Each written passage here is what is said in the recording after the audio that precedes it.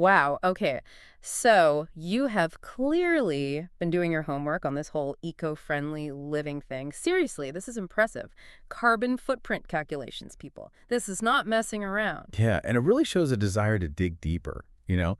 It's not just about surface level changes, it's about understanding the why, which honestly, that's where the real lasting change happens. Totally. Like, I want to reduce my footprint and all, but I don't always get what that actually means, day to day. Right, and you've got some great research here breaking that down. Basically, it boils down to the greenhouse gases we create just by living, Right. driving, the food we eat, even just keeping our homes warm or cool. Okay, that makes sense. But then there's all this stuff about eco-friendly renovations, bamboo this, reclaim that. Is that stuff like actually realistic for people? And you know, it's great. Your research actually addresses that. It's not about like gutting your entire house and starting over. Hmm. It's more about, as you're able to, making choices that are better for the planet. Baby steps. Exactly. Like with energy efficient upgrades. Yeah. You've got everything here from like swapping light bulbs to full-on solar panels. It's about finding what works for you. I like that. Choose your own eco-adventure. But be honest, sometimes those little things feel, well, little. How much can they really change? It's so easy to think that way. But even small changes can make a big difference over time. Think about transportation, for example.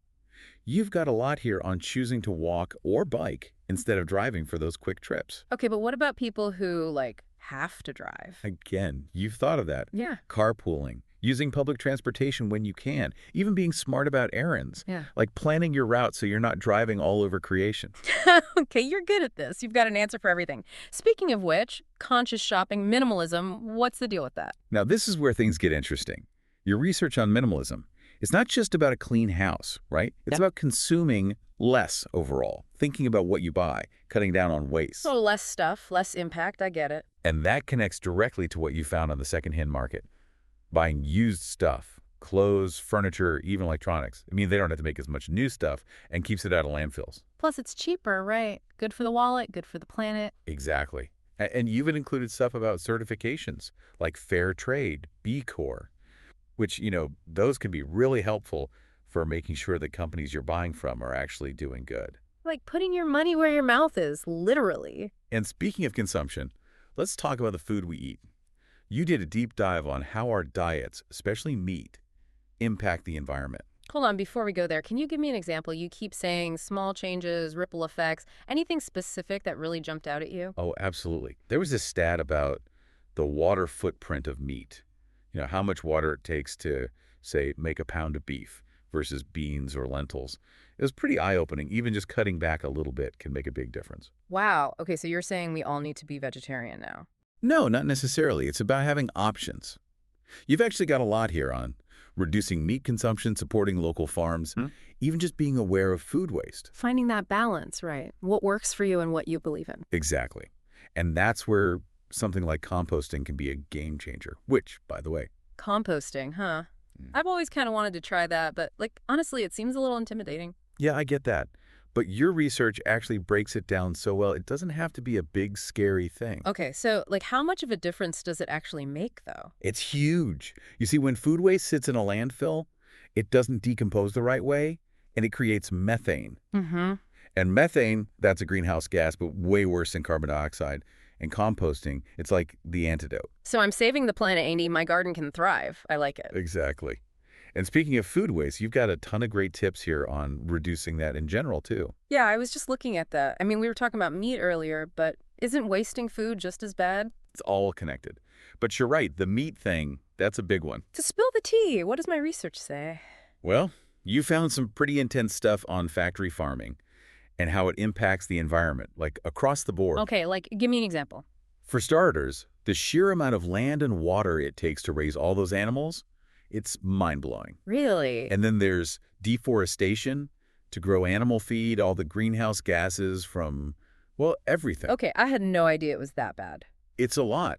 But remember, your research is all about finding balance. Right, not everyone's going to become vegan overnight. Exactly. Even incorporating more plant-based meals, it makes a difference. And that actually reminds me, a lot of this hasn't been about individual stuff at all. You've also got all this research on, bigger picture changes. Right. You were smart to include that because individual action is important, but it can't stop there. Totally. So, supporting policies that are better for the planet, calling out companies that aren't doing their part. Exactly. Holding those in power accountable, getting involved in organizations that are fighting for change. I love that.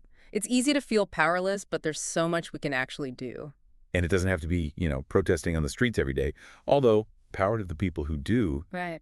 But even just talking to people, your family, your friends about this stuff. Spreading the word, getting more people on board. Yeah. And don't forget about the whole voting with your wallet thing, supporting businesses that are actually trying to be sustainable. Ooh, right. I almost forgot we talked about that. It matters. And you even included some stuff about sustainable investing, which is fascinating. Sustainable investing. Okay, now you've got my attention. Tell me more. I'm telling you, this research was thorough. You can't actually put your money into companies focused on like renewable energy, clean tech, actually making a difference, So you're saying I can fight climate change with my retirement fund? essentially. And, speaking of aligning our actions with our values, there's this whole other piece you dove into. Ah. It's the whole connecting with nature thing. Right. All these amazing nature shows, books about like the beauty, but also how fragile everything is. Exactly. And you included some really powerful examples like, remember that Our Planet documentary? Stunning. Oh, yeah. And then like braiding sweetgrass. That book of essays, so thought-provoking. It's true. Those always make me want to like go hug a tree and also fight harder to protect them. Right. And that connection, it makes a difference. Yeah.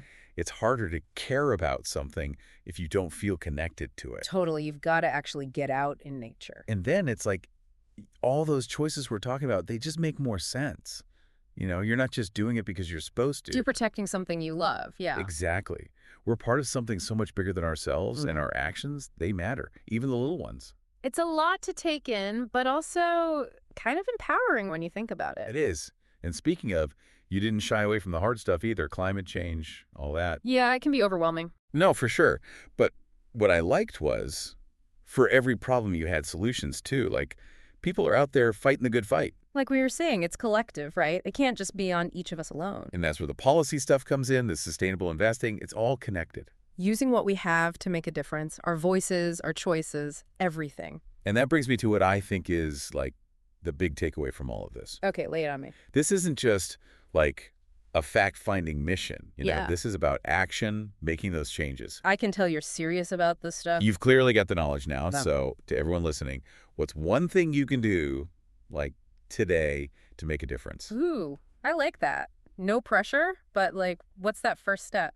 Maybe you try that vegetarian recipe you bookmarked and finally start composting, or look up eco-friendly businesses near you. Seriously, every little bit counts. We're all in this together, right? Couldn't have said it better myself. So that's it for this deep dive into eco-friendly living. Be sure to check out the show notes. We've got links to all the cool stuff we talked about. And until next time, keep learning, keep exploring, and let's keep making this planet a better place